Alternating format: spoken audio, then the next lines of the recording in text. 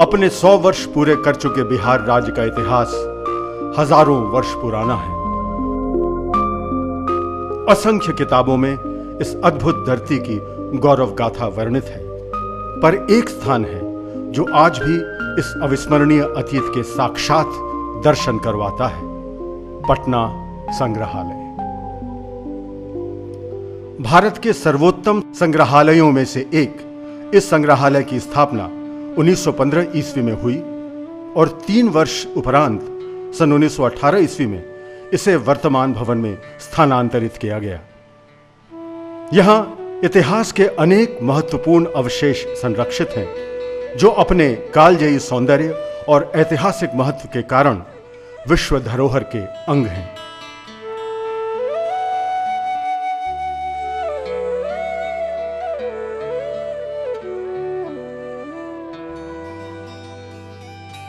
यहां प्रागैतिहासिक मनुष्यों द्वारा प्रयुक्त अनेक सुंदर औजार संरक्षित हैं, जिनमें अनेक लगभग 1 लाख वर्ष प्राचीन हैं।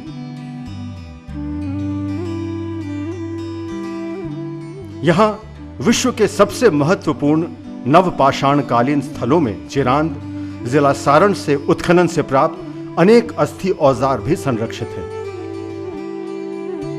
हड़प्पा और मोहनजोदाड़ो के उत्खनन से प्राप्त ताम्र पाषाणकालीन प्रस्तर औजार, बटखरे, मृद भांड अवशेष आदि भी इस संग्रहालय में प्रदर्शित हैं। विश्व के प्राचीन गणराज्य वैशाली के उत्खनन से प्राप्त भगवान बुद्ध के अस्थियों के अवशेष को सुरक्षित रखने का गर्व भी पटना संग्रहालय को ही प्राप्त है। लिच्छवी शासकों द्वारा निर्मित मिट्टी के स्तूप के उत्खनन से प्राप्त इस शेल खाड़ी पत्थर निर्मित अस्थि मंजूषा के अंदर भगवान बुद्ध के अस्थि अवशेष के साथ एक तांबे का पंचमार्क सिक्का, एक स्वर्ण पात्र, एक चांदी का टुकड़ा, एक छोटा शंख एवं मनका प्राप्त हुए।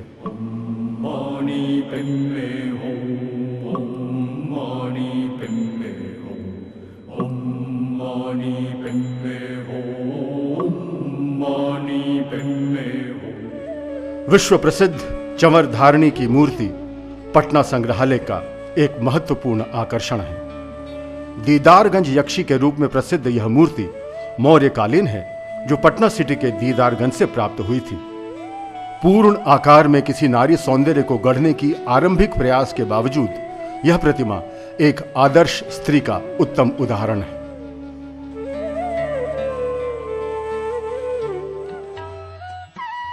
पटना के लोहानीपुर से प्राप्त जैन तीर्थंकर की कबंध प्रतिमा किसी जैन तीर्थंकर की प्राचीनतम प्रतिमा है।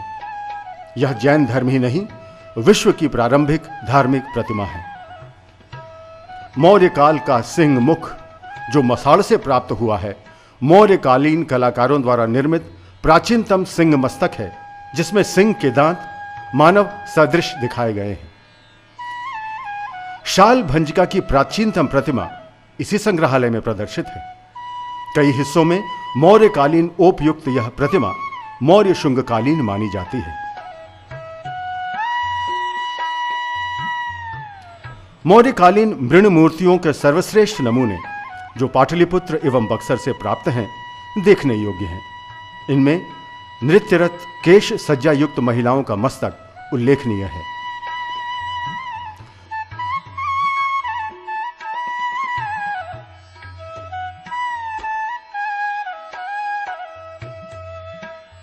इस संग्रहालय में बिहार से प्राप्त पाल सेन कला की सर्वोत्तम प्रस्तर प्रतिमाएं संरक्षित हैं। विष्णुपुर, गया से प्राप्त बुद्ध, अवलोकितेश्वर एवं मैत्रेय की त्रिमूर्ति समकालीन सर्वोत्तम उदाहरण के रूप में मानी जाती है।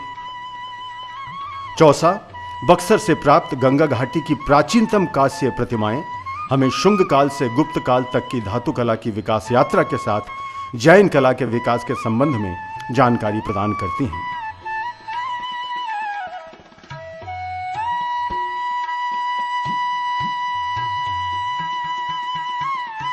एक और भी अद्भुत कलेक्शन है यहाँ टेराकोटाज के। टेराकोटा जो बक्सर से प्राप्त हुए थे, जो वैशाली से प्राप्त हुए थे, जो पाटलिपुत्र से प्राप्त हुए थे और ऐसे अनेक पुरास्थल से प्राप्त जो टेराकोटाज हैं, उसका एक अद्भुत संग्रह है। और आप देखेंगे बक्सर के टेराकोटा में एक ख़ास बात यह है कि उसका जो टर्बन का जो स्टाइल है, जो हेडगियर का जो स्टाइल है, वो अद्भुत है। और इतना वैरायटी है टर्बन के स्टाइल में जो और किसी भी टेराकोटा स्टाइल में नहीं दिखाई देता है। और ये मौर्यकालीन, शुंगकालीन दोनों हैं। और इससे ये साबित होता है कि यहाँ के जो आर्टिस्ट थे, कंटेम्प्रेरी आर्टिस्ट थे, उन्होंने जो ऑब्ज़र्व किया था देश के अलग अलग भाग से आने वाले लोगों को, जो पाटलिपुत्र में आया करते थे या पाटलिपुत्र के आसपास रिवर रूट से आया करते थे, उसको उन्होंने देखा और उसके अनेक रूपों को दिखाने की कोशिश की है वो टेराकोटा आर्ट में। इस संग्रहालय में नालंदा से प्राप्त कतिपय सुप्रसिद्ध अष्टधातु की मूर्तियों के साथ कुर्कीहार की अद्वितीय अष्टधातु की प्रतिमाएं भी संग्रहित हैं, जो पाल और सेन कला की सर्वोत्कृष्ट उदाहरण है। कुर्कीहार से प्राप्त बुद्ध की एक स्थानक अष्टधातु प्रतिमा, सुल्तानगंज भागलपुर से प्राप्त बुद्ध की स्थानक अष्टधातु प्रतिमा के पश्चात दूसरी सबसे बड़ी प्रतिमा मानी जाती है।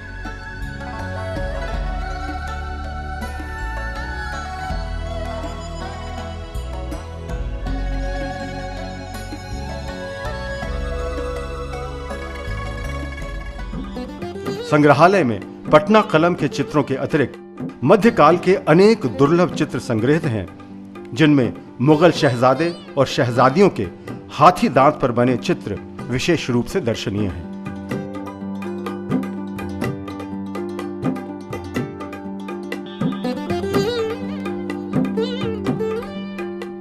तिब्बत की थंका चित्र का तिब्बत के बाहर सबसे बड़ा संग्रह पटना संग्रहालय में ही देखा जा सकता है।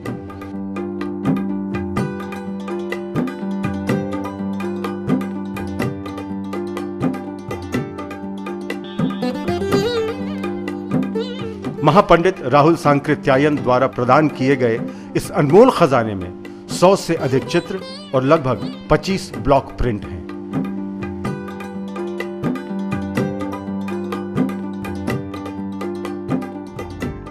इस संग्रहालय में भारत के प्राचीनतम सिक्कों से लेकर आधुनिक काल तक के लगभग 25,000 सिक्के भी संग्रहित हैं। 2 खंडों में लिखित चित्रयुक्त शाहनामा की मूल फारसी पांडुलिपि संग्रहालय के महत्वपूर्ण संग्रह में से एक है। मुगल काल के अस्त्र शस्त्रों के साथ संग्रहालय में काफी संख्या में मेसोपोटामिया के युद्ध सामग्री और प्रथम विश्व युद्ध के दौरान उपयोग में आए अस्त्र शस्त्र भी संरक्षित हैं।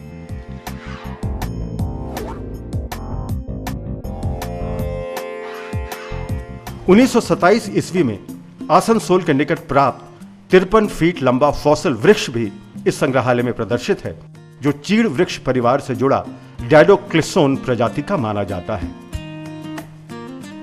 देश की अनमोल खनिज संपदा के नमूने भी संग्रहालय में देखे जा सकते हैं। पटना संग्रहालय के राजेंद्र कक्ष में देश रत्न डॉक्टर राजेंद्र प्रसाद द्वारा भारत के प्रथम राष्ट्रपति के रूप में प्राप्त विभिन्न सामग्री प्रदर्शित है, जो उनके द्वारा इस संग्रहालय को उपहार के रूप में दिया गया है।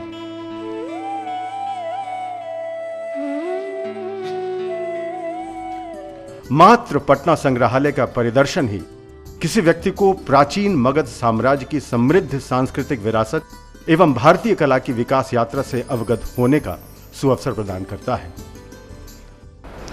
भारत में सबसे पहले मिलने वाले ब्रॉन्ज स्कल्पचर्स में चौसा की प्रतिमाएं हैं और पटना संग्रहालय में चौसा की प्रतिमाएं जो जैन धर्म से संबंधित हैं का बहुत अच्छा संग्रह है। इसके अलावा गया जिले के कुर्कीहार के ब्रॉन्जेज बहुत बड़ी संख्या में पटना संग्रहालय में हैं। ये प्रतिमाएं बौद्ध धर्म से संबंधित हैं और अनेक मूर्तियाँ विश्व के किसी भी संग्रहालय में गौरव का स्थान प्राप्त करेंगी। पटना संग्रहालय की आलीशान इमारत मुगल राजपूत शैली की स्थापत्य कला का एक उत्कृष्ट नमूना है। इसके चारों कोनों पर बने गुंबद, मध्य भाग के ऊपर की छतरी और झरोखे जैसी खिड़कियां इसे अत्यंत आकर्षक और नयनाभिराम बनाती हैं। बिहार के इतिहास के शोध कार्यों को बढ़ावा देने के लिए सन 1950 में इस संग्रहालय में काशी प्रसाद जायसवाल शोध संस्थान की स्थापना की गई। इसके साथ साथ संस्थान ने बिहार में उत्खनन कार्यों के विकास में विशेष भूमिका निभाई है। बंगाल में रॉयल एशियाटिक सोसाइटी के आधार पर संग्रहालय परिसर में ही Bihar and Odisha research society की स्थापना सन 1915 में की गई। सन 1935 में बिहार और उड़ीसा के अलग होने के बाद इसका नाम बिहार रिसर्च सेंटर रखा गया। 19वीं शताब्दी की शुरुआत में इंग्लैंड के मशहूर चित्रकार चाचा भतीजे की जोड़ी यानी थॉमस डैनियल और विलियम डैनियल पटना आए। उनके द्वारा बनाए गए चित्रों का अमूल्य संग्रह पटना संग्रहालय में मौजूद है। संग्रहालय के प्रांगण में आज भी वो ऐतिहासिक पाटली वृक्ष देखा जा सकता है जिससे इस नगर का नाम पाटलिपुत्र पड़ा। पूरे पटना में किसी दूसरे पाटली वृक्ष का दर्शन अति दुर्लभ है। कई सदियों के धरोहर अपने गोद में समेटे इस संग्रहालय में किसी का भी आगमन मात्र भ्रमण नहीं बल्कि एक अविस्मरणीय अनुभव है, युग दर्शन का अनुभव।